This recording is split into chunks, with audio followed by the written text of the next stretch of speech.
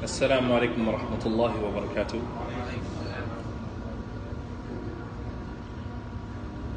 الحمد لله رب العالمين والعاقبة للمتقين ولا عدوان إلا على الظالمين وصلى الله على نبينا الأمين وعلى آله وأصحابه أجمعين. Inshallah ta'ala, tonight we're going to talk about finding a balance in practicing our religion, a balance between deen and dunya.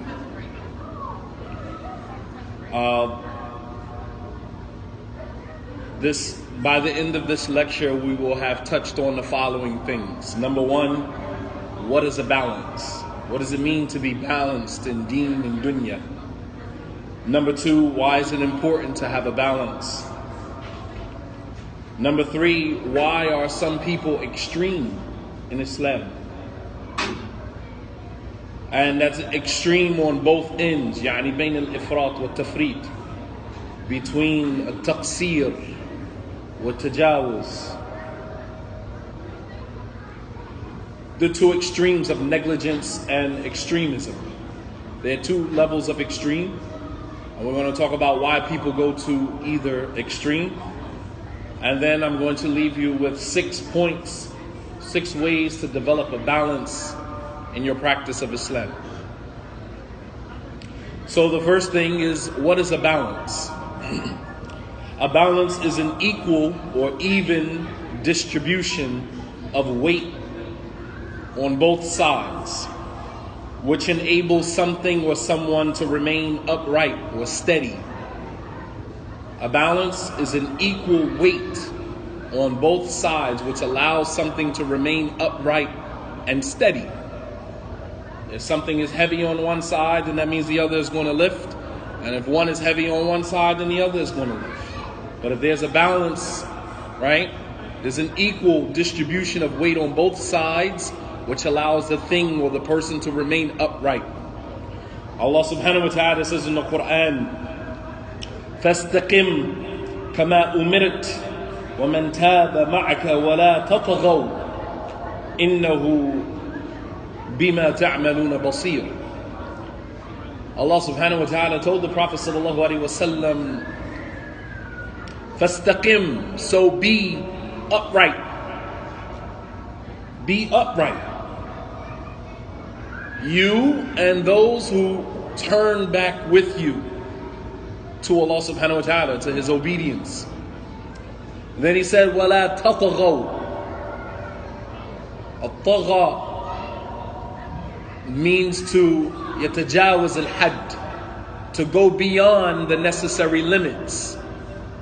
Meaning there is, in being steadfast in Islam, there is the element of a person remaining within a certain boundary.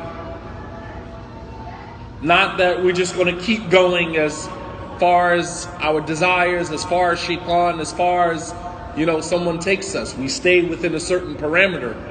Fastaqim, be steadfast. Then Allah says at the end of the ayah, وَلَا تَطْغَوْا, do not transgress. And that indeed Allah subhanahu wa ta'ala is well aware of what, or is all seeing of what you do. And this should resonate with us because being balanced or being moderate in Islam is one of the core characteristics of the Muslim. One of the key characteristics of the religion of Islam is to be moderate. And this is important for us today because we live in a time when Islam is described as being a religion of extreme. And Muslims are extremists. Right? They've even created a new term, Islamist. What is an Islamist? I don't even know what that is. But it is synonymous with being an extreme practicing Muslim. Allah subhanahu wa ta'ala says in the Quran, وَكَذَلِكَ جَعَلْنَاكُمْ أُمَّةً وَسَطًا, that we have made you an ummah, a nation, a community that takes the middlemost path, the moderate path. Al-adla, khiyar, We're fair and just and the best of all nations. لِتَكُونُوا شُهَدَاءَ عَلَى النَّاسِ وَيَكُونَ الرَّسُولُ عَلَيْكُمْ شَهِيدًا, so that you can be witnesses against mankind and that the Messenger ﷺ would be a witness against you. And this is what people are looking for in life, is to have a balance. We have a dual nature as human beings. We have a material side to us and we have a spiritual side to us. And those of us who satisfy the void, the spiritual void, with materialism end up unhappy at the end of the day, because they realize that once you've reached the top, you had all the money, you got all of the property, you got all of the things that you've needed, wife, children, husband, children, good job, you have everything, you've arrived, wasalt, but you're still unhappy. Because we fail to realize that we are spiritual beings having a human experience, not human beings having a spiritual experience. The essence, the asl of you is your ruh. Evidenced by the fact that the human being in Islam, as the fetus, is not considered a human being until when? Until Allah subhanahu wa ta'ala sends the angel to blow the soul into the human being, into the body. And at that point, if the woman, has a miscarriage after that point, then the child, as the Prophet ﷺ said, إِنَّ السَّقْطَ لَا يُجُرُّ أُمَّهُ إِلَى الْجَنَّةِ بِالسُّرَّةِ, that the miscarried child will drag its mother into Jannah by the umbilical cord. And this, of course, is if the miscarried child had reached the point where the soul was blown into it, because then it becomes a human being. However, if the miscarried child dies before the 120-day mark, 4-month mark, it is not considered a human being. It's to be discarded, and even during that time, the woman is not to leave off the prayer, because the blood that she is experiencing is not istihada. It is not the postpartum bleeding, because the fetus was not even a human being. You guys follow me? That you are who you are because of your ruh, because of your soul, not because of the physical, material part of you. So in essence, we are spiritual beings who have inherited these bodies, these vessels that we call bodies, on this earth having this human experience. And when the human experience is over, our souls depart from the body and move on to another dimension, because our human experience is over. So it's important for us to understand that, having this balance it's part of our nature as human beings.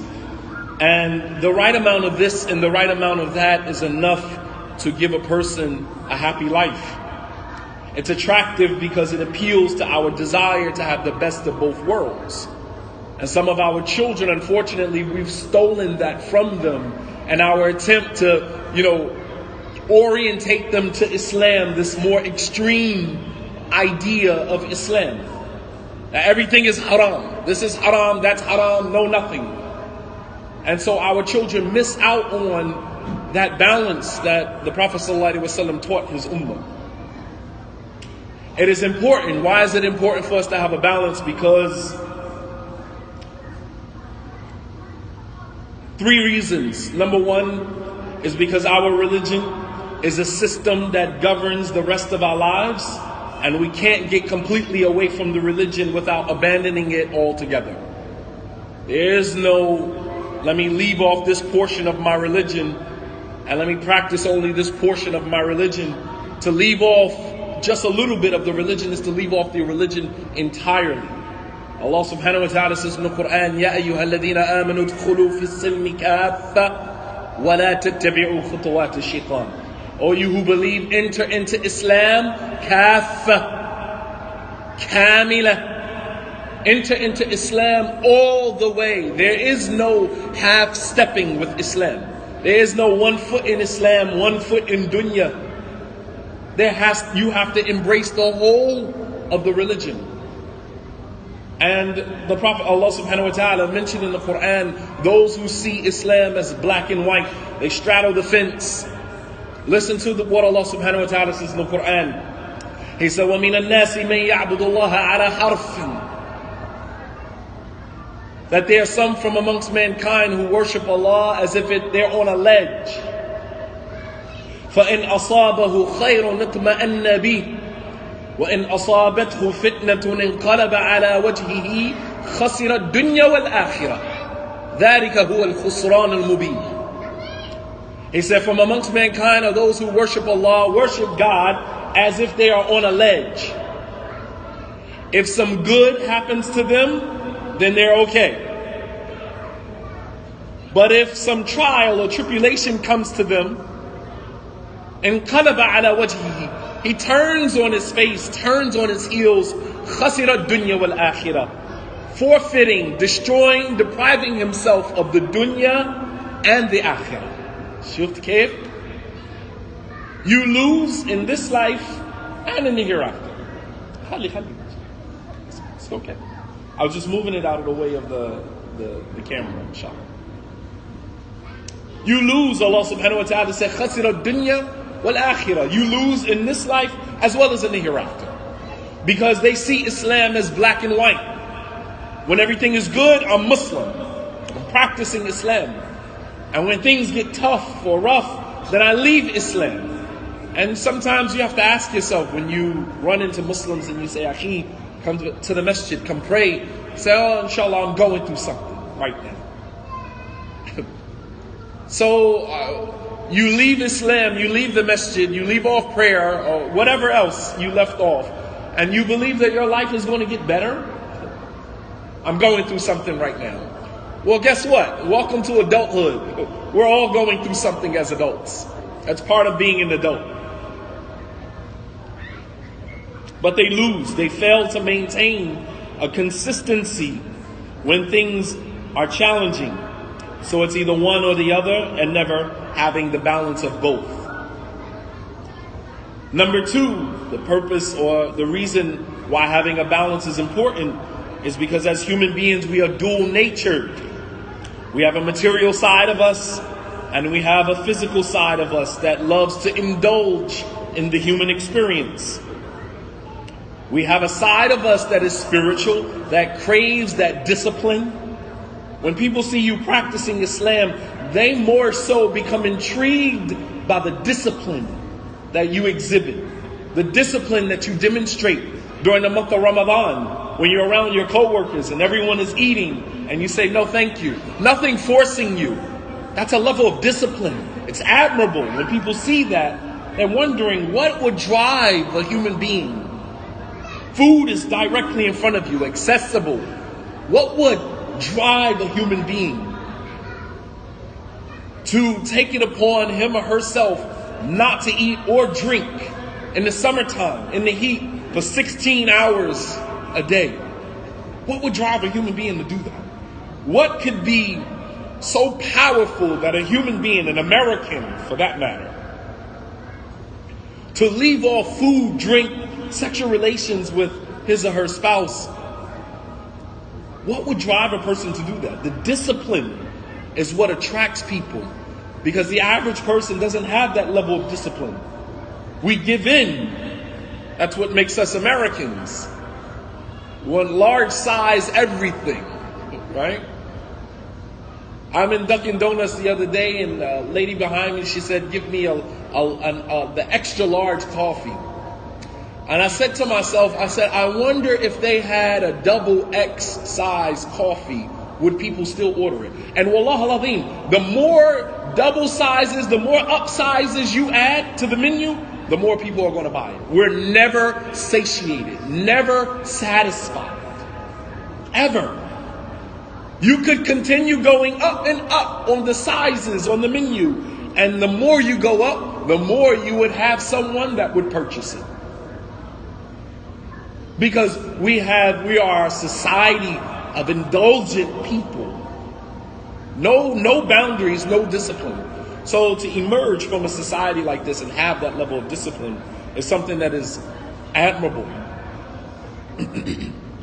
Allah subhanahu wa ta'ala says in the Quran, يا بني آدم قد أنزلنا عليكم لباسا يواري سوآتكم وريشا ولباس التقوى ذلك خير. Allah subhanahu wa ta'ala said, O children of Adam, we have revealed to you libas, clothing, yuwari so'atikum, that you may cover your awra, cover your private area, warisha, yani zina, and to adorn yourself, to look nice. This is the dual nature of the human being. We have a moral side, a spiritual side, and then we have the physical material side. He said, وَلِبَاسَ التَّقْوَى ذَلِكَ خَيْرٌ. And the clothing of piety, that is the best type of clothing. The dual nature. We have revealed to you clothing so that you may cover your body, warisha, and for zina, for beautification. Right? The Prophet ﷺ said, لا يدخل الجنة من كان في قلبه مثقال ذرة من كبر. فقال رجل يا رسول الله إن رجلا منا يحب أن يكون ثوبه حسنا ويكون نعله حسنا. فقال النبي صلى الله عليه وسلم إن الله جميل ويحب الجمال ويحب أن يرى أثر نعمه على عبده لكن الكبر بطر الحق وغمت الناس. The Prophet ﷺ said, he who has in his heart a mustard seed of pride will not enter into Jannah. So a man said, O Messenger of Allah, but there are one from amongst us who likes his clothes to be nice, likes his garment to be nice, like his sandals, his shoes to be nice. And the Prophet ﷺ said that Allah is beautiful, and He loves beauty, and He loves to see the traces of His ni'mah on His servant. But arrogance is to look down on people and to reject the truth when it comes to you. Arrogance is not looking nice. But I'm speaking to that material side that we all have. We see our children, especially with our daughters, she's trying to match her hijab with her sneakers, trying to match her jacket or hijab, her khimar with this. And we're like, what is this? It's haram. Just wear all black. Just wear this. You don't need to do all of that. It's like, take a look around you. We live in a fashionable society. If the woman is covered, then say Alhamdulillah. But then we add all of these additional restrictions, making it difficult for them. It's already difficult for them to obey Allah subhanahu wa ta'ala in this type of environment. And then we add an additional challenge to them in our attempt to shape and mold them to a more extreme approach to the religion. If they're covered, I wouldn't care what it is. They're covered. They've met the bare minimum. Same thing with our sons. It's the same thing. So, one of the companions by the name of Hanzala al-Asyadi, one of the companions of the Prophet ﷺ, he became frustrated because he couldn't maintain this balance between his social life and his religious life. The same balance that many of our children find themselves at the fork in the road. Well, I want to be cool. I want to have a nice haircut. I want to wear this. I want to look like that. But my parents are telling me I have to look like this. And we put them under so much unnecessary pressure that they end up rejecting all of it. Hanzala, he said, لقيني أبو بكر رضي الله عنه فقال كيف أنت يا حنظلة. He said, Abu Bakr met me one day and he said to me, how are you doing, Hanzala? And Hanzala, he said, فَقُلْتُ نَافَقَ Hanzala. He said, I'm a hypocrite. Abu Bakr radiallahu anhu said, Subhanallah, كيف تقول هذا? How do you say something like this about yourself? You called yourself a hypocrite? And it shows you, Subhanallah, that the Sahaba radiallahu anhum لم يكونوا يزكون أنفسهم. They didn't purify themselves or consider themselves to be beyond who they were as human beings, even though they were around the Prophet ﷺ. As one of the scholars of the past, he said, don't consider yourself righteous because you hang around righteous people. For indeed the hypocrites of Medina were around the Prophet ﷺ for 10 years and they never entered into Islam. So don't think that you're righteous because you have righteous friends. The Prophet ﷺ said, "Man batta'ahu amaluhu lam yusri'hu nasabuhu." That whoever is held back by his actions will not be pushed forward because of his lineage. Your father was a sheikh, your grandfather was a sheikh. MashaAllah, tabarakallah. Ma alayk anta has nothing to do with you. It's not going to rub off on you because your dad or your dad's father or your uncle was a sheikh. Malak shughul. Has nothing to do with you. You are responsible for yourself. And no one else can sanctify you but your deeds. As Abu Darda radiallahu anhu, he sent a letter to Salman al-Farisi when he migrated to Sham, Damascus, the area of Sham, and he sent him a letter and told him to come back to Medina. ارجع إلى المدينة فإن النبي صلى الله عليه وسلم قال من استطاع أن يموت في المدينة فليفعل. فرد عليه سلمان فقال إن الأرض لا تقدسني إنما يقدسني عملي. He wrote him a letter and told him to come back to Medina. Medina is a blessed place, and the Prophet ﷺ said, whoever has the ability to die in Medina, then let him do so. Salman wrote a letter back to him and he said that no place on the earth can sanctify me. Doesn't matter where I go. If I'm righteous, I'm righteous. Whether I'm in Sham, or whether I'm in Medina, or Mecca, whether I'm in Hijaz, or whether I'm in Abyssinia, Al-Habasha, it doesn't matter where I am. If I'm righteous, I'm righteous. If I'm not righteous, I'm not righteous. It doesn't matter where I am. There's no place on the earth that can sanctify me. The only thing that sanctifies me is my deeds. That's it. But Hanzala, he said about himself, he said, Nafaqa Hanzala. And Abu Bakr radiallahu anhu, he said, Subhanallah, ma taqul. Why are you saying this about yourself? Listen to what he said. He said, فَقُلْتُ نكون عند رسول الله صلى الله عليه وسلم فيذكرنا بالنار ويذكرنا بالجنة كأن رأي عين فلما خرجنا من عنده عافسنا الأزواج والأولاد ونسينا كثيرا.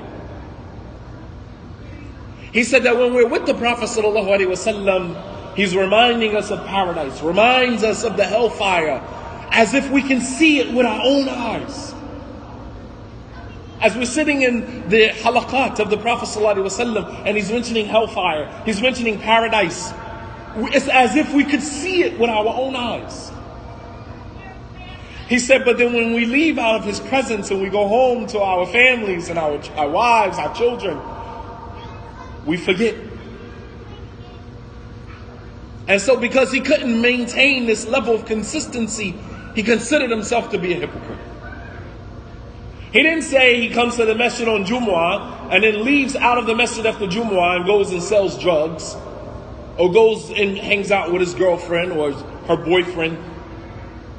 He said, we go home to our families, our wives and our children, and we forget much of what the Prophet mentioned to us.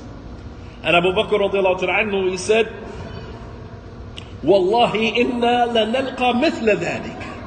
Abu Bakr said, Wallahi, I feel the same exact way.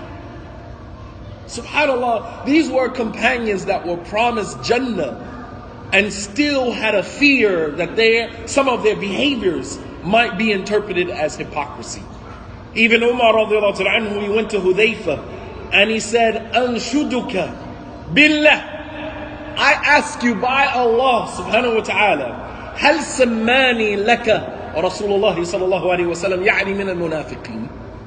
Said, I ask you by Allah, did the Messenger of Allah ever mention me amongst the hypocrites? This is Umar radiallahu anhu, Faruq hadhihi al-ummah. The same one, Anas radiallahu anhu, he said, ما زلنا أعز منذ أن دخل عمر في الإسلام. Abdullah ibn Mas'ud, he said, we have never ceased to remain a'azz, strong and mighty from the day Umar entered into Islam. And yet he still had a fear that he was from amongst the munafiqun. Said, I ask you by Allah, did the Messenger of Allah sallallahu alaihi wasallam, hal sammani Rasulullah sallallahu alaihi wasallam min al-munafiqin? Did he mention me amongst the hypocrites? And Hudhayfa said, la, wala uzakki ba'daka ahadan. He said, no, he didn't mention you, and I will never, alleviate anybody else of this worry after you. Meaning, the moment Hudhayfa said that the Prophet ﷺ didn't mention you amongst the hypocrites, then there was some level of relaxation you could have, because there was a feeling that I'm not a hypocrite. He said, but I will not do that for anybody else. That's it. So they said, انطلقنا إلى رسول الله صلى الله عليه وسلم. We went to the Prophet صلى الله عليه وسلم to go tell him what we are experiencing. And the Prophet صلى الله عليه وسلم, he said to them, he said, لو تدومون على ما أنتم عليه من عندي لصافحتكم الملائكة في على فرشكم وفي طرقكم لكن يا حنظلة الساعة فساعة وعدها 3 مرات. He said, if you could remain on the level of faith that you have when you're with me all the time, the angels would come down and shake your hands. In your homes, in your places, in your streets, would come and shake your hands, because you wouldn't be human. It's not humanly possible to maintain the same level of faith all the time. Faith, iman, fluctuates. Right? The belief of Ahlul Sunnah, أن الإيمان قول باللسان وتصديق بالجنان وعمل بالجوارح والأركان يزيد بطاعة الرحمن وينقص بطاعة الشيطان. That iman is a belief in the heart, statement on the tongue, actions on the limbs. It increases with obedience to Ar-Rahman, and it decreases with obedience to Shaitan.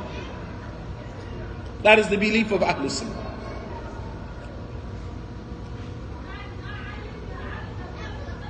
And lastly, number 3, is that having a balance or maintaining a balance will aid you in fulfilling your purpose in life. Our purpose in life is to serve God.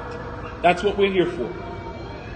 Allah subhanahu wa ta'ala says in the Quran, وَمَا خَلَقْتُ الْجِنَّ وَالْإِنسَ إِلَّا لِيَعْبُدُونِ. I did not create the jinn and the human being except to worship me. In the Hadith al-Qudsi, Allah subhanahu wa ta'ala said, يَا ابْنَ آدَمْ خَلَقْتُكَ لِنَفْسِي وَخَلَقْتُ كُلَّ شَيْءٍ لَكَ فبحقي عليك أن لا تشتغل بما خلقته لك أمن خلقتك له. O child of Adam, I created you for me. I created you for me. And I created everything else for you. So based upon my right over you, do not busy yourself with the things that I created for you instead of the one whom I created you for. This is why Ibn al-Qayyim rahimahullah ta'ala, he said in his Nuniyya, فَلِوَاحِدٍ كُنْ وَاحِدٍ فِي وَاحِدٍ أَعْنِي سَبِيلَ الْحَقِّ وَالْإِيمَانِ. And so for one, be one, in one, the path of truth and faith. For one, يعني من الله سبحانه وتعالى, فَلِوَاحِدٍ يعني الله سبحانه وتعالى, كُنْ واحد يعني مخلص, مخلصين له الدين. For one, be one, in one, يعني طريق الحق والإيمان. So it's important for us to find this balance, understanding that our sole purpose in life is to worship Allah subhanahu wa ta'ala, is to serve God. And serving God is all the way up until we die. There's no breaks in between. Right? Allah subhanahu wa ta'ala said, وَاعْبُدَ رَبَّكَ حَتَّى يَأْتِيَكَ الْيَقِينَ يعني الموت. Worship your Lord until death comes to you. There's no sabbaticals. There's no breaks. Even women, when they experience in their menstrual cycle, There should still be a level of nadim. There should still be a level of nadama, of remorse, because they can't engage in worship. Not waqt al-raha. It's not a time to just relax. Alhamdulillah, my mensa here. I can go get my nails done, go get my hair done and relax. I don't have to worship. Aisha radiallahu ta'ala anha, when she was performing Hajj, the Prophet sallallahu alaihi wasallam was making tawaf around the Kaaba, and he noticed Aisha sitting, crying, buka'an shadidan. And he asked Aisha, Aja'aki al-hayda, Aja'atki hayda. Did your menstrual cycle come? And she said yes. And the Prophet sallallahu alaihi wasallam, he said, If'ali ma yaf'alu al-hajj illa tawaf. Do everything that the pilgrim does with the exception of tawaf. Because you have to be in a state of purification to perform tawaf. أما السعي بين الصفا والمروة أما رمي الجمرات وبقية الأعمال في الحج في أيام الحج لا يستلزم الوضوء أو الطهارة. You don't have to be in a state of purification to fulfill the other rites of Hajj, with the exception of tawaf. But notice Aisha was crying, affected because she could not perform tawaf. She didn't look at her menstrual cycle coming as a time of relaxation. I don't have to worship. Waqt al-raha. They didn't look at it like that. They looked at it as it was infringing on their journey to Allah subhanahu wa ta'ala. So there's no breaks in between. And if we're going to have any longevity, right? If we're going to have any longevity, then we have to have a balance in our religion. Because as the scholars say, من كانت بداياته محرقة كانت نهاياته مشرقة تشرق كشرق الشمس. That if you start off strong, eventually you're going to sink. You're going to sink just like the sun sets. You are going to set just like the sun sets. Because you can't maintain that level of consistency if there's no balance. There has to be a balance in order for us to get to the end of our journey. The Prophet sallallahu alaihi wasallam, he said, "Inna ad-din mateen, lan yashad ad-din ahadun illa ghalabahu." That this religion is strong, it's mighty. It's a lot of things, a lot of variables in our religion, a lot of levels. And no one seeks to go to the extreme in the religion except that they will be overcome by the religion. The Prophet ﷺ said, Inna Allah la yamil, that Allah does not get tired, but you will get tired. Allah doesn't get tired, but you will get tired. So you brace yourself, you pace yourself with a balance so that you can worship Allah subhanahu wa ta'ala hatta ya'tiyaka al-yaqeen. The Prophet ﷺ, he said, لِكُلِّ عَمَلٍ شِرَّةٍ وَلِكُلِّ شِرَّةٍ فَتْرَةٍ. That every act, every deed has its window of enthusiasm. And every enthusiasm has a time frame. Every action. Today we say, MashaAllah, I'm going to start fasting Mondays and Thursdays. But how long does that last? Tomorrow we say, I'm going to start praying all of my sunnah prayers. But how long does that last? لِكُلِّ عَمَلٍ شِرَّةٍ. Every action, every deed has some zeal and enthusiasm. وَلِكُلِّ شِرَّةٍ فَتْرَةٍ. And every enthusiasm has a window. And you have to seize your moment, which is why the Prophet ﷺ said, سَدِّدُوا وَقَارِبُوا. Do your deeds as best as you can, وَقَارِبُوا, and do them as much as you can. Allah subhanahu wa ta'ala is not concerned with quantity. Allah is concerned about quality. Allah doesn't care about how much, al-kamiyya. But Allah subhanahu wa ta'ala is concerned about a-kayfiyya. How? The quality of the deed. As the Prophet sallallahu alaihi wasallam said, أَحَبُّ أَعْمَالِ إِلَى اللَّهِ أَدْوَمُهَا وَإِنْ قَلَّ. That the most beloved deed to Allah subhanahu wa ta'ala are those deeds that are done consistently. وَإِنْ قَلَّ. Even if they're few. Even if they're small. It's not about how big. We're all looking for that huge one deed that we're going to do. That mashallah, Allah is going to mashi al-hal. All of our deeds are going to be forgiven. We're going to be allowed to enter into paradise because of this one deed.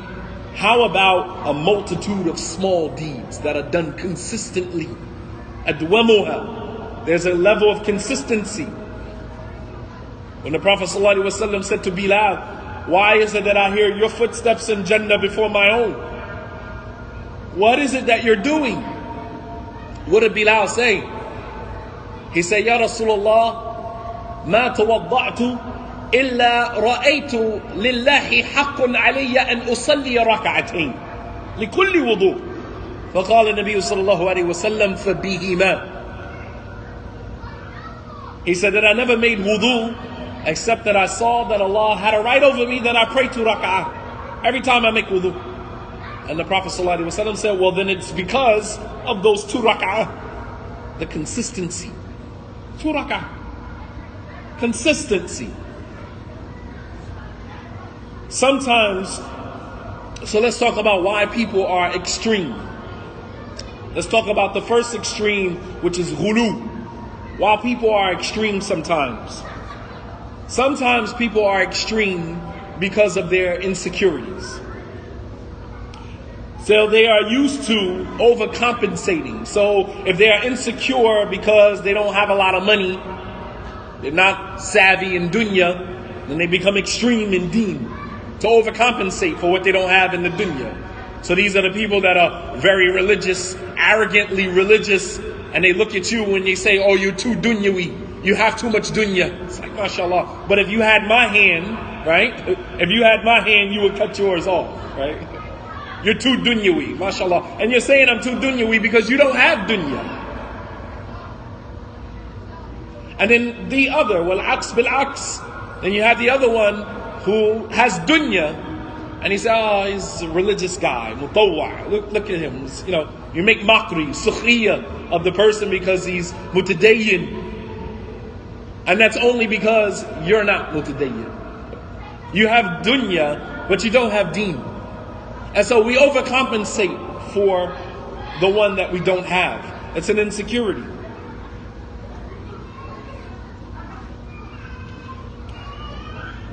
Sometimes, number 2, reasons why people are extreme in religion is because of the self-delusional mindset and overestimating their religious prowess. Sometimes we think that we're more religious than what we really are. And anytime you find a person demonstrating the religion on an extreme level, it is an indication that you are not religious. Because Allah subhanahu wa ta'ala doesn't care about how extreme you are. Allah cares about moderation. Allah is concerned with the consistency. The Prophet sallallahu alaihi wasallam, he said to one of his companions, young companion, Abdullah bin Amr bin al-As, who was the son of his companion Amr al-As. He said to him, "Sum min ash-shahr 3 ayyam, فإن الحسنة بعشر أمثالها وذلك مثل صيام الدهر." Listen to what he said. He said, fast 3 days out of the month. Very easy. If there's 30 days in a month, that means fast 1 every 10 days. Very simple, very easy task. Not a very difficult thing to do. He said, fast 3 days out of the month. He said, and every hasana, listen to the encouragement. He said, every hasana, the ashri amthaliha, is multiplied 10 times over. So if you fasted 3 days, and every hasana is multiplied 10 times, then that means that the 3 days you fasted would be equivalent to what? 30. You hear what he said? He said, fast 3 days. He said, and every hasana, bi ashri amthaliha, will be multiplied 10 times over. He said, and that is the fast, ad-dahr. That is as if you fasted the whole year. 3 days out of the month. That means that you're fasting every month for the whole year. Hada siyam ad-dahr. But for young people, because we overestimate ourselves, he thought I can do more than that. So he said to the Prophet ﷺ, he said, Ya Rasulullah, فَإِنِّي أُطِيقُ أَفْضَلْ مِنْ هَذَا. I can do more than that. The Prophet ﷺ, he said, فَصُومْ يَوْمًا وَأَفْطِرْ يَوْمَيْنِ. He said, then fast one day, and then don't fast for the next 2 days. So every third day, fast. He said, Ya Rasulullah, inni utiqu akthar min hada. I can do more than that. The Prophet ﷺ, he said, Sum yawman wa aftir yawman. وَذَلِكَ صَوْمَ دَاوُودَ وَهُوَ أَعْدِلٌ. Key word here. It is the most balanced. Hear what he said? وَهُوَ أَعْدِلٌ. He said, fast one day, break your fast another day. Fast one day, break your fast the next day. He said, هَذَا صَوْمُ دَاوُودَ. This is the fast of Prophet Dawood. وَهُوَ أَعْدِلٌ الصِّيَامِ. And it is the most balanced form of fasting. Here, ummatan wasata, a balanced ummah. And what did he say? He said, Ya Rasulullah, inni utiku akthar min hada. I can do more than that. And the Prophet ﷺ said, La afdal min dhalik. There is no better than that. You can't do anything better than that. That's it. فقال عبد الله لأن أكون قبلت الثلاثة أيام التي قال النبي صلى الله عليه وسلم أحب إلي من أهلي ومالي. وفي رواية قال يا ليتني قبلت رخصة النبي صلى الله عليه وسلم. He said, when I got older, I wish I had accepted the 3 days that the Prophet ﷺ tried to give me at first. I wish I had just accepted the 3 days. Because we overestimate ourselves. I can do more. But you're judging I can do more based upon now. You're not thinking about fi mustaqbal, hayatik. You're not thinking about al-istimrariya. You're not thinking about the longevity and being able to be continuous. We're thinking about right now. Don't overestimate yourself. You will burn yourself out. Inna hadha deen mateen. لن يشاد الدين أحد إلا غلبه. This religion is strong, it's powerful. And nobody seeks to go to the extreme in the religion except that they will be overtaken by it. So that's on the one extreme. Let's talk about on the other extreme of negligence. بين الإفراط والتفريط. We're talking about the 2 levels of extreme. One being extremely religious and going overboard. And the other is on the other extreme of being a taqsir, muqassir, being negligent in the religion. And some people, number one, are just detached from anything that has to do with religion altogether. The moment you bring up religion, they begin to cringe.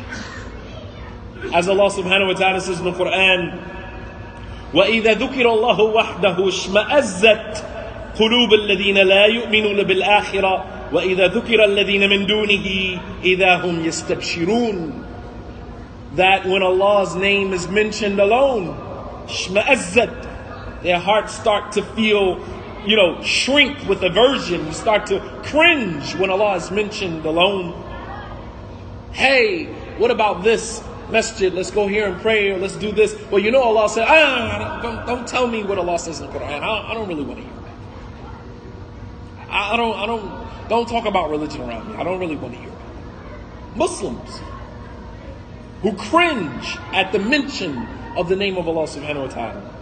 But then Allah ends the ayat, He said, وَإِذَا ذُكِرَ الَّذِينَ مِن دُونِي, that if you mention someone other than Allah, إِذَا هُمْ يَسْتَبْشِرُونَ, they rejoice. LeBron James, this basketball player, this soccer player, mashallah, we can talk about that all day long. But when it comes to any aspect of the religion, I don't really want to talk about it. Some people are just averse to religion altogether. And a lot of times this has to do with sin. Sin begins to chip away at your love for the religion. And we don't think about that. The Prophet ﷺ said, إِنَّ الْمُؤْمِنِ إِذَا أَذْنَبَ ذَنْبًا نُكِتَتْ فِي قَلْبِهِ نُكْتَةُ السَّوْدَاءِ. That when the believer sins, a black stain is placed on his heart. He said, فَإِن تَابَ وَنَزَعَ وَاسْتَغْفَرَ سُقِنَ مِنْهُ. That if he repents, taba, turns away from the sin, naza'a, stops committing the sin, turns to Allah subhanahu wa ta'ala and asks for forgiveness, it will be erased from his heart. When zada zadat, and if he continues on, then the stain continues to grow. And it begins to chip away at your love of the religion little by little. We don't really understand the inner workings of sin. As many of the scholars, they say, أنتم تخافون الذنوب ونحن نخاف الكفر لأن الذنوب بريدة للكفر. يعني تفتح الباب إلى الكفر. You all fear sin while we fear disbelief, because sin is the gateway to kufr. Sin is the gateway to disbelief. We don't realize it. And so as we sin more and more, our aversion to the religion begins to increase. So these are the people who are very negligent. We see them and we say, brother, fear Allah, you need to start praying. But we don't realize that there's some other things happening in this person's life that no matter how much admonition, no matter how much maw'idah, no matter how much tadhkir, no matter how much remembrance you give the person, ma yatadakkar, is not going to receive any of it. Because there's a stain on the person's heart that has not allowed them to digest what you're saying. They listen, but they don't hear you. They're listening to your words, but they don't hear a word that you're saying.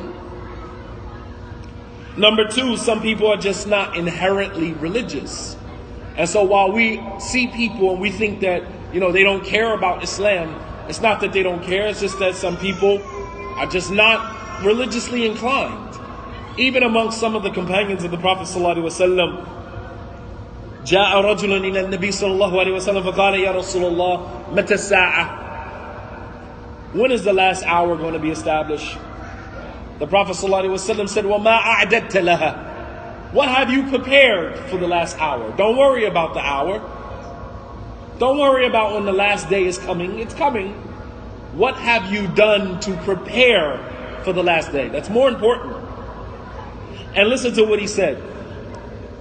He said, ما أعددت لها من كثير الصلاة ولا صوم ولا صدقة ولكني أحب الله ورسوله. فقال النبي صلى الله عليه وسلم المرء مع من أحب. He said, I haven't done much from prayer, fasting, or charity. I don't give much charity. I don't fast as much as I could. And I don't pray as much, yani sunnah prayers, obviously. He said, but I love Allah and His Messenger. And the Prophet ﷺ said that you will be أنت مع من أحبب. You will be with those whom you love. And Anas radiallahu anhu, he said, ما فرحنا بقوله صلى الله عليه وسلم أنت مع من أحببت. فنحن كلنا نحب رسول الله ونحب أبا بكر وعمر ونرجو أن نكون معهم وإن لم نعمل بأعمالهم. Anas said, we were never more happy with something that the Prophet ﷺ said, like we were happy with his statement, you will be with those whom you love, because all of us love Rasulullah, all of us love the Prophet ﷺ, all of us love Abu Bakr, all of us love Umar, and we would hope to be with them in Jannah, even though we don't do the deeds that they do. Even though we don't do as much as they do. We love them and we hope that we would be with them. So sometimes we have to get out of the habit of looking at someone and saying, oh, they're not religious, or this person, and what you interpret as not being religious, for them, it is being religious. Because some people are just not going to be over zealous and enthusiastic as you are. And many of our children are like this. And we have to, proceed with caution and not to be judgmental of them based upon how we see or what we interpret being religious to mean. So with that, inshallah ta'ala, I'll stop, and then I'll give you just a couple of ways in which we can create a balance. The last thing I'll mention to that point is the statement of a man who came to the Prophet ﷺ and he said, أرأيت يا رسول الله إن صليت الصلوات المكتوبات وصمت رمضان وأحللت الحلال وحرمت الحرام ولم أزد على ذلك شيئا أأدخل الجنة. He said, O Messenger of Allah, what if I only prayed my 5 daily prayers? صليت الصلوات المكتوبات. What if I only prayed my 5 daily prayers? وصمت رمضان, and I fast the month of Ramadan. وأحللت حلال, and I considered halal what Allah made haram. وحرمت haram, and I consider haram what Allah made haram. ولا أزد على ذلك شيئا, and I don't do anything more than that. أأدخل الجنة. Why I go to Jannah? Just imagine one of our children coming to us as parents. We say, no, make your sunnah prayers. You have to make your sunnahs. Al-nawafil, labud, you have to pray them. SubhanAllah, he made the 5 daily prayers. He's consistent with the 5 daily prayers. The man is asking for the bare minimum of Islam. If I just do the bare minimum, will I go to Jannah? And it's almost as if in the Islamic community, we don't settle for a bare minimum. They have to be like one of the Sahaba. They have to be, in our eyes, what we consider to be the best Muslim. Opposed to allowing the person to find their own niche. Right? Imam Malik rahimahullah ta'ala, he said, "Man burika lahu fi shay'in falyalzimhu."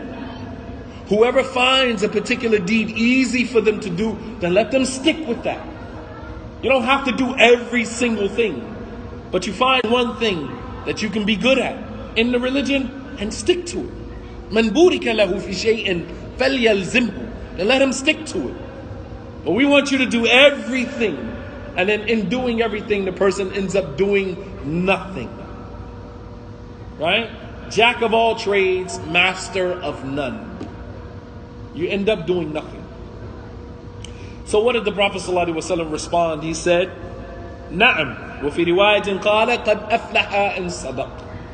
He said, yes, you will enter into Jannah. If you do that, you will enter into Jannah.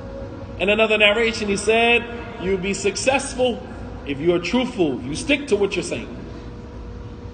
So the Prophet ﷺ didn't give him any more than what he was, willing to do. That doesn't mean that we shouldn't encourage people to do better. We should encourage people to do better. But we should also understand that everyone has their had, everyone has their threshold, everyone has their capacity. And to push a person, whether it is your wife, and this is very important with brothers who marry women, expecting the women to be like one of the Sahabiyat. We marry women, especially students of knowledge, right? We have these grandiose ideas of marrying a woman and her being like Aisha, Khadija, Fatima. But you are not Muhammad or Ali or any of the other Sahaba. How can you demand so much from someone but you don't give the same amount that you demand from them? وَيْلٌ لِلْمُطَفِّفِينَ الَّذِينَ إِذَا اكْتَالُوا عَلَى النَّاسِ يَسْتَوْفُونَ وَإِذَا كَالُوهُمْ أَوْ وَزِنُوهُمْ يُخْسِرُونَ. Mutaffifin, those who, when people owe you, you want it in full. But when you owe other people, yukhsirun, you want to give them a little bit here, a little bit there, shay here, habba habba. Right? But when someone owes you, you want it kamilan, no shorts. Nah, it doesn't work like that. What you demand from someone, then you should be willing to give. So if you require for your wife to be Khadija, then you should be Muhammad. If you require your wife to be Fatima, then you should be Ali. If you require from your wife to be Ruman, then you should be Abu Bakr. But you can't demand something for someone and not give it. with the same intensity. And so to require from our children what is beyond what they have the ability to give is unrealistic, improbable, and will possibly chase them away from practicing Islam altogether. A couple of things real quick, how to create a balance. I always like to end my lecture with giving you practical tools. Not just giving you kalam fadi, just a good lecture, mashallah, kalam murih, mashallah. We walk away, iman high, and 2 days later you forget everything that I said. But to give you practical things that you can go home and you begin implementing starting now. Number one, to help create a balance in your life between deen and dunya, is embrace the whole religion. Everything. Even if you don't have the ability to practice it all. Allah subhanahu wa ta'ala says, وَمَنْ أَحْسَنُ دِينًا مِمَّنْ أَسْلَمَ وَجْهَهُ لِلَّهِ وَهُوَ مُحْسِنٌ. And who can be more better in their deen than the one who submits himself to Allah while he is a doer of good. Yani following the sunnah of the Prophet sallallahu alaihi wasallam. Submit. Sami'na wa ta'na. We hear and we obey. Whether you understand, you don't understand. Whether you agree, you don't agree. Whether your heart inclines towards it or not. Allah subhanahu wa ta'ala says in another ayah, Ya ayyuha alladhina amanu udkhulu fi silmi kafa. Enter into Islam wholeheartedly. This will create a foundation. Some people say, well, for women who struggle with the hijab, it's, I'm not wearing a hijab. But the hijab is part of the religion. Accept it. Accept that the hijab is part of our deen. Don't try to look for devilish ways to circumvent the fact that the hijab is part of our religion. Don't say there's no ayat in the Quran where Allah commands the women to cover. Allah subhanahu wa ta'ala commands the women to cover. Ya ayyuhan nabi kulli azwajika wa banatika wa nisa'il mu'minin yudnina alayhinna min jalabibihinna. O Prophet, say to your wives, to your daughters, the hijab was wajib on the wives of the Prophet and the daughters of the Prophet sallallahu alaihi wasallam.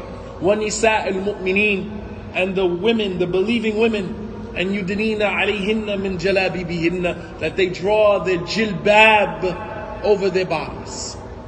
Don't say there's no ayat in the Quran about hijab. Just say, I am struggling with the hijab. It's a struggle for me. And maybe inshallah, in the future, I will wear the hijab. Right now it's a struggle for me. But don't say, oh, the hijab is not from Islam, we don't have to cover, it's a choice. ما في خيار.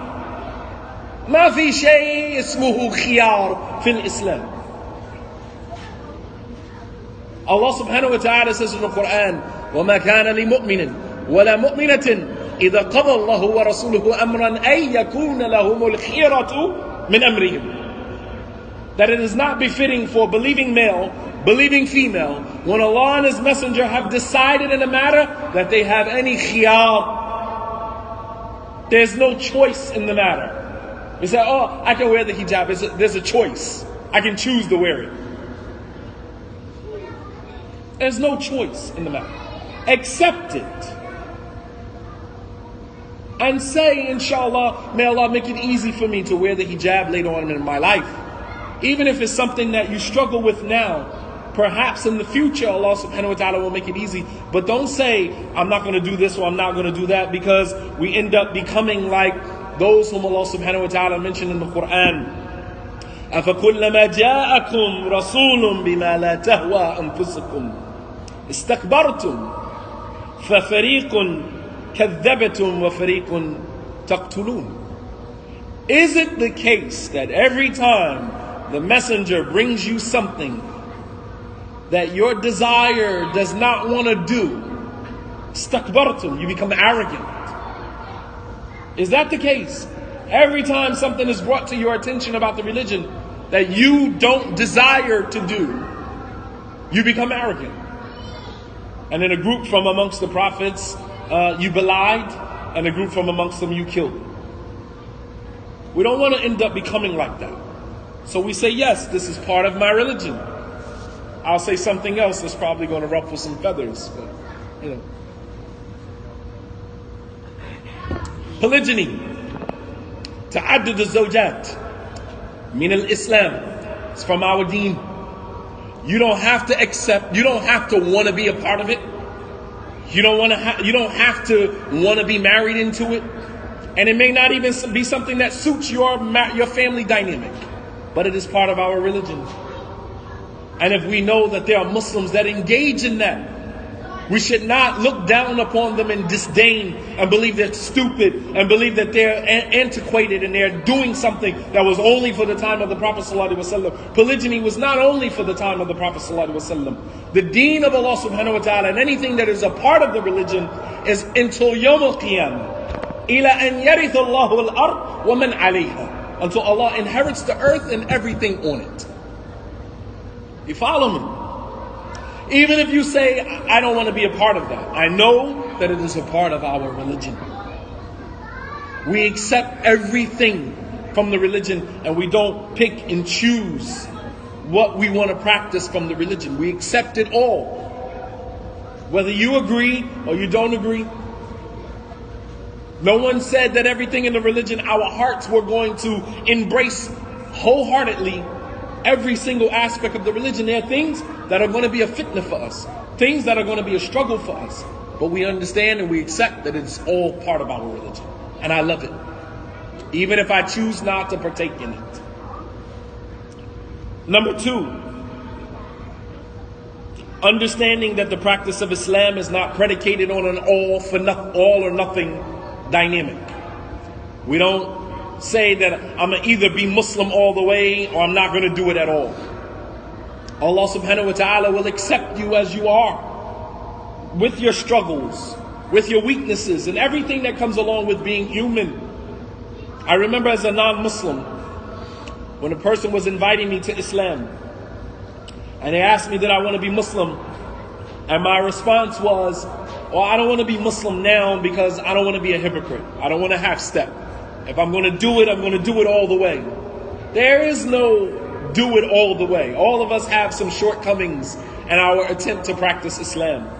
This is why the Prophet ﷺ, he said that all of us were sinners. كُلُّ بَنِي آدَمْ خَطَّاءٌ وَخَيْرَ خَطَّائِينَ التَّوَّابُونَ. That all of the children of Adam are sinners, and the best of those who sin are those who repent.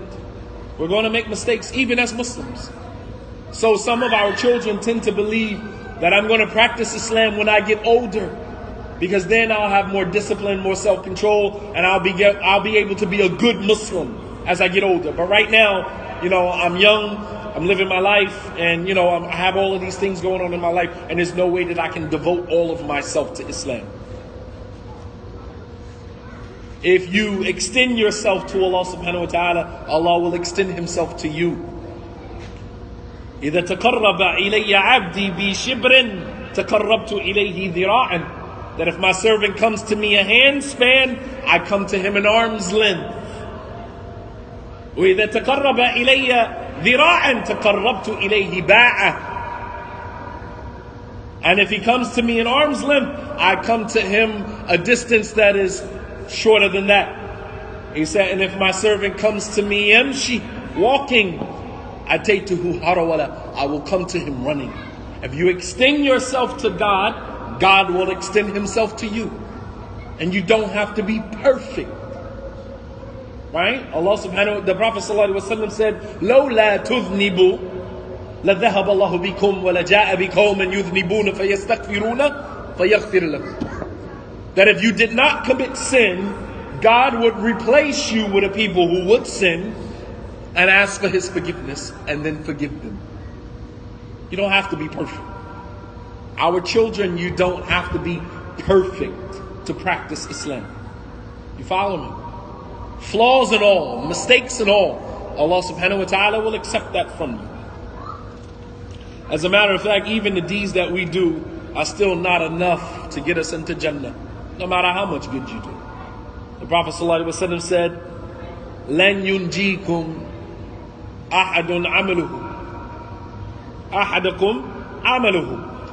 That none of you will be saved and will be allowed to enter into Jannah solely based upon your deeds. He said, وَلَا أَنْتَ يَا رَسُولُ اللَّهِ قَالَ وَلَا أَنَا إِلَّا أَنْ يَتَغَمَّدْنِي اللَّهُ بِرَحْمَتِي فَصَدِّدُوا وَقَارِبُوا. Not even me. None of you will get to Jannah solely based upon your deeds. He said, only when Allah subhanahu wa ta'ala encompasses you with His mercy. Number 3, seizing the moments when your enthusiasm are high. Our iman fluctuates, it goes up and down. So those moments when you are feeling good, do a lot of good at those moments. Don't let that opportunity go by. You wake up in the morning, you got up in time for Fajr, you prayed your 2 rak'ah sunnah, you prayed your Salatul Fajr, you prayed Salatul Duha. Keep going. Challenge yourself. You feel good. You're obviously on a roll. Make your 12 sunnahs throughout the day. The Prophet ﷺ said, whoever makes 12 sunnahs within a day, then Allah subhanahu wa ta'ala will build for him a mansion in Jannah. You're on a roll. Keep going. Because tomorrow you might not be as enthusiastic. But I don't know what's going to happen tomorrow. But I do know what's happening right now. And that is, I feel good right now. So I'm going to do more good at this moment. Seize your moment. Live in your moment. You don't know what's going to happen tomorrow. Tomorrow you can wake up and you can feel like a complete hypocrite. I'm just going to make my own. I'm going to make my 5 today, and I'm not going to make my sunnahs. I'm not going to fast. I'm not going to do anything. We all feel like that sometimes. So tomorrow you may wake up feeling different. But if you feel good right now, then seize that moment and do as much good as you can during that time. As the Prophet ﷺ said, لِكُلِّ عَمَلٍ شِرَّةٍ وَلِكُلِّ شِرَّةٍ فَتْرَةٍ فَمَنْ كَانَتْ فَتْرَتُهُ إِلَى سُنَّتِي فَقَدْ أَفْلَحَ وَمَنْ كَانَتْ إِلَى غَيْرِ ذَلِكَ فَقَدْ هَلَكَ. He said that every deed has enthusiasm, and for every enthusiasm there's a window. And whoever takes the opportunity when he is enthusiastic, that window, and he practices my sunnah, فَقَدْ أَفْلَحَ, he'll be successful. But if you take that period of enthusiasm and you use it for something else, فَقَدْ هَلَكَ, then you're going to destroy yourself. Seize your moment. Number 4 is confronting your perception of life by way of the Quran and the Sunnah. Meaning, filtering the things that we hear, and this is especially for our children that are in universities and colleges. You're being fed information at a very fast rate. And the information that you are receiving, it's important that you be grounded in your religion so that you can filter that information through your religion. Not that we just hear things and we just accept them. بِقَلْبٍ مُنْشَرِحٍ, with an open heart. Because it could be something that conflicts with our religion, and then you accept it. And then you accepting belief systems that go against what your belief system is. Alright? So it's especially important for us to filter the things that we hear through our religion. Aristotle, he said, it is the mark of a great mind to entertain a thought without accepting it. You can entertain the thought. You don't necessarily have to accept it. Not everything your professor say is correct. Not everything your professor says in the university sitting in front of you, because they have a PhD and you don't, you're still working on your BA, and you looking at this professor as if he or she is the end-all be-all. Trust me, they're not. And you believe that everything that they say is gospel. Everything that they say is almost like revelation. And then we bring that information home to our parents, and we're challenging our parents with the things that we've heard teachers say or professors say. Well, my professor said in the university. Well, guess what? Your professor is not God. And what you hear from your professor, you should filter that through your religion.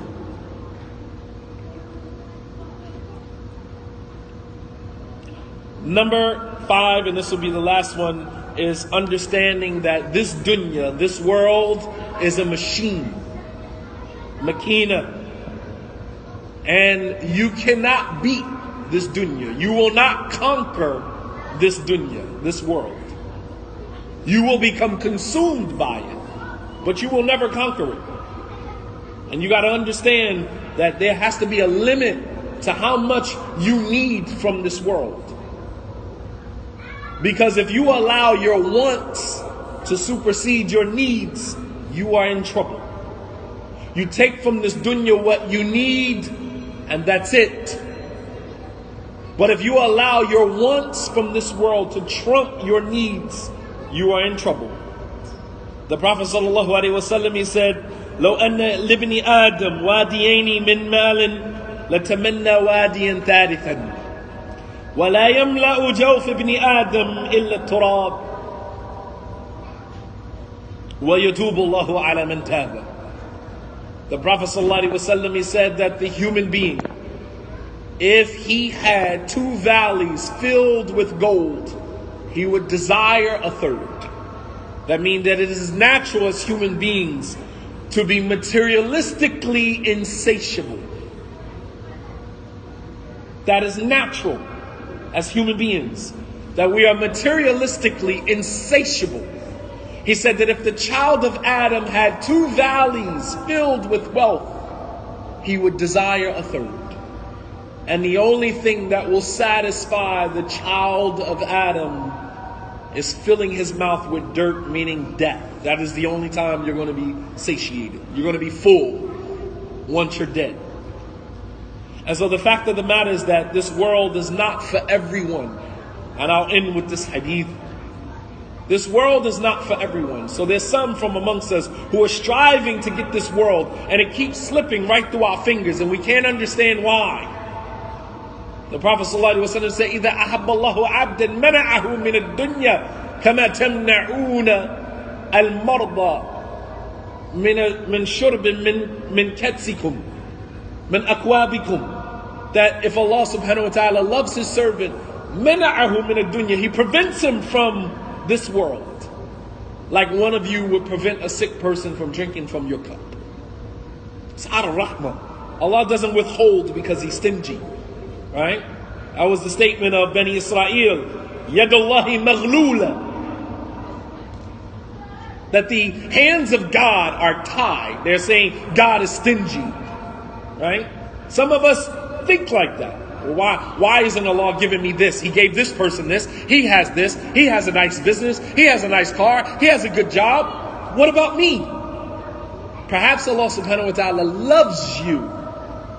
And so as a result of that, He's preventing you from this world. But the Prophet ﷺ, he said, إِنَّمَا الدُّنْيَا لِأَرْبَعٍ إِنَّمَا الدُّنْيَا لِأَرْبَعَةِ نَفَرٍ. He said, this world belongs to 4 people. 4 types of people. And you can find out which category you fit in. He said, this world belongs to 4 types of people. He said, عَبْدٌ رَزَقَهُ اللَّهُ مَالًا وَعِلْمًا فهو يتقي فيه ربه ويصل فيه رحمه ويعلم لله فيه حقه فهذا بأفضل المنازل.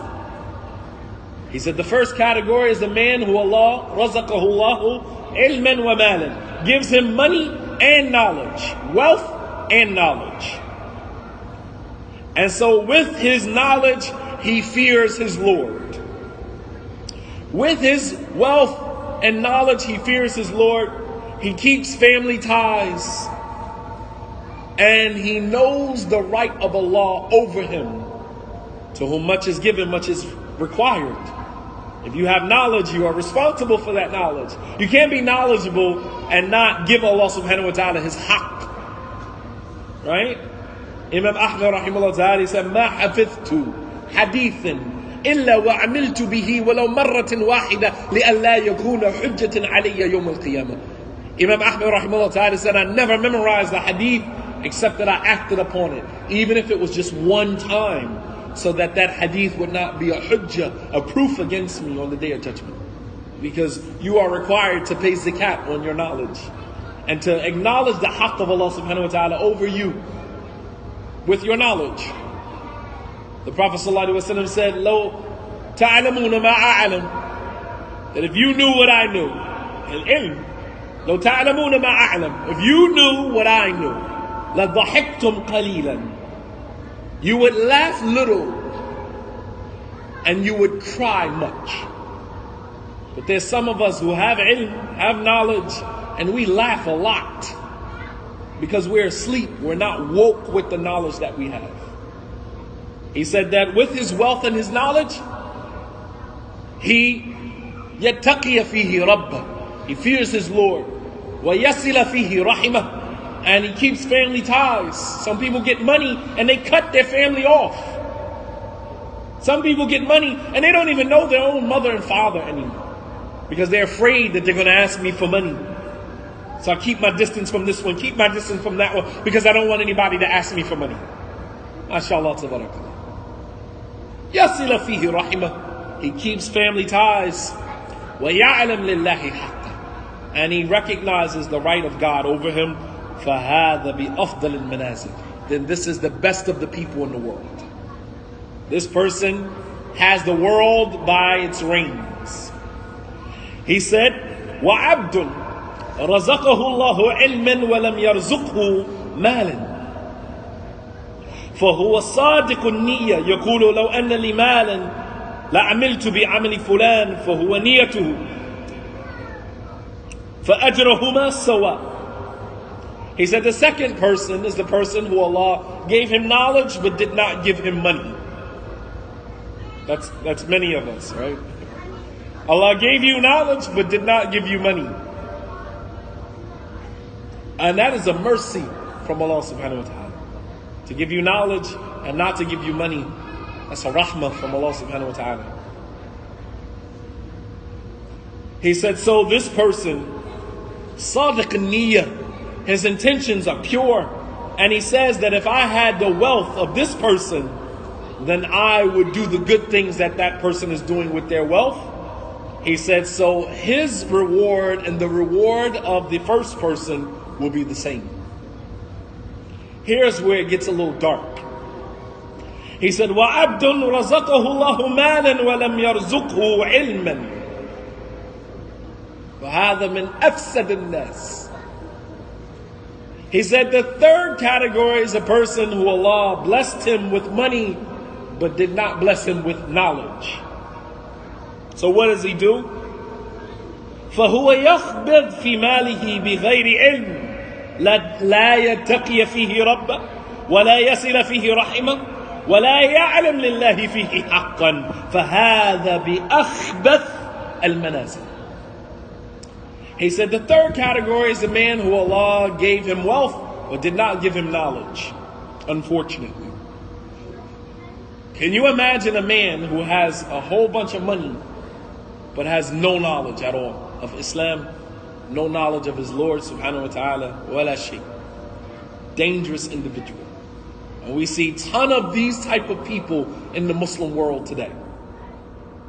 Building tall skyscrapers, priding themselves on this being the tallest building in the world. MashaAllah, tabarakallah, while your citizens are starving.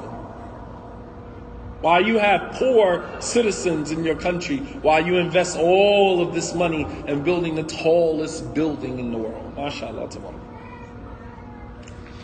We see Muslim countries making $1 billion deals with America to buy arms, while your neighboring country, Yemen, while your neighboring country, Syria, while your neighboring country, Gaza, Palestine, Philistine, are being slaughtered in droves. Why are you making $1 billion deals, right? Arms deals. MashaAllah, tabarakallah. رَزَقَهُ اللَّهُ مَالًا وَلَمْ يَرْزُقْهُ عِلْمًا. Allah gave you knowledge, gave you money, but didn't give you any knowledge. So what does you do? يَخْبَطْ فِي مَالِهِ. He uses his wealth in a horrible way. Without any knowledge. He doesn't fear his Lord. He doesn't keep family ties. And he doesn't recognize the right of Allah subhanahu wa ta'ala over him. فَهَذَا مِنْ أَخْبَثِ الْمَنَازِلِ. This is the worst, the most despicable level that a person could have. That Allah subhanahu wa ta'ala did not give you knowledge, but He gave you wealth. And the last person, عبد لم يرزقه الله مالا ولا علما فهو يقول لو أن لي مالا لعملت فيه بعمل فلان فهو نيته فوزرهما سواء. The last person is someone who Allah didn't give him wealth, nor did He give him knowledge. He might be the least harmful one. He doesn't have any wealth to harm you, and he doesn't have any knowledge. And so he says his intention is that if I had the money of this person, then I would do exactly what they're doing. And so as a result of that, that's his intention. And so his sin and the sin of the one before him are the same. There's a hadith al-Qudsi where Allah subhanahu wa ta'ala said, إِنَّ مِنْ عِبَادِيَ الْمُؤْمِنِينَ مَنْ لَا يُصْلِحُ إِيمَانَهُ إِلَّا الْفَقْرِ فَلَوْ أَغْنَيْتُهُ لَأَفْسَدَهُ ذَلِكَ وَإِنَّ مِنْ عِبَادِيَ الْمُؤْمِنِينَ مَنْ لَا يُصْلِحُ إِيمَانَهُ إِلَّا الْغِنَى فَلَوْ أَفْقَرْتُهُ لَأَفْسَدَهُ ذَلِكَ وَإِنِّي لَأُدَبِّرُ أَمْرَ عِبَادِي بِعِلْمِ بِقُلُوبِهِمْ وَأَنَا عَلِيمٌ خَبِيرٌ. He said that from amongst my believing servants are those who nothing would be good for their iman, for their faith, except to be poor. Because if I was to enrich them, it would destroy them. He said, and there's some from amongst my servants that nothing would be good for them except for them to be wealthy. Because if I was to make them poor, it would destroy them. That I manage the affairs of my servants based upon my knowledge of their hearts. And I am Alimun Khabir. I am the all knowledgeable, the all aware. So it's important for us, if we want to create a balance in our lives, to utilize these tools.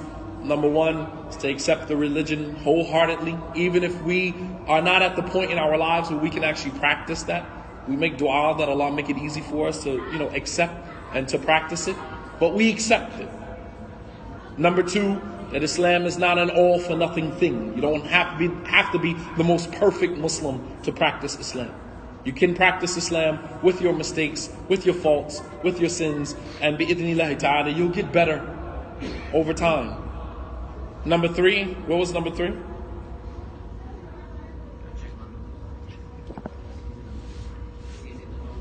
Go ahead. Okay, we said that. That was the first one. Into Islam wholeheartedly. Huh? Seizing the moment. Now, you don't know what tomorrow is going to be like. If you feel good about practicing your religion now, then do it now. You don't know what you're going to do tomorrow. Number four. What was four? Filtering what you hear through your religion.